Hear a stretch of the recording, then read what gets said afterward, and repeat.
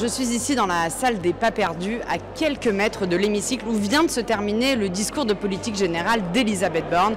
On va voir ce que ce discours dit du nouveau Parlement.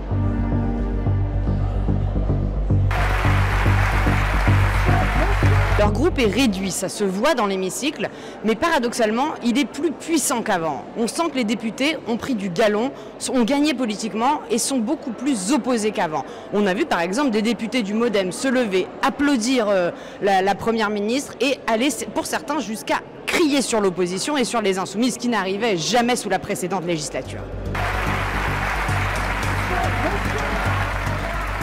Pour le plus gros groupe, celui du Rassemblement national, c'est tout l'inverse. Ils sont débutants, ils étaient très silencieux, presque trop, pas une réaction, pas un mot plus haut que l'autre, alors que c'est d'habitude la coutume ici que de parler et de s'exprimer pendant un discours de cette nature. Leur quête de respectabilité s'est vue jusqu'à leur tenue demandée par Marine Le Pen. Costard-cravate pour les hommes, veste pour les femmes.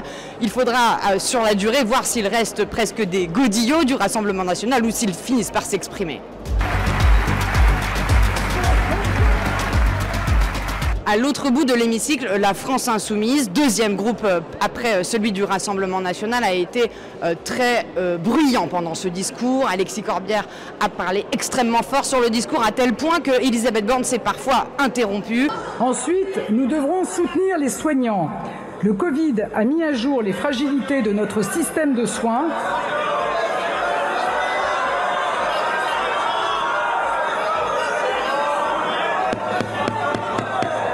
S'il vous plaît. C'est dans leur culture politique, c'est revendiqué comme tel. On a même vu des députés insoumis taper sur leur pupitre pour demander « on veut voter », avec des airs parfois de cours d'école, revendiqués en tout cas comme une autre façon de faire de la politique dans l'hémicycle. Et je cite des mini-manifestations qu'ils veulent continuer à faire pendant ces 5 ans.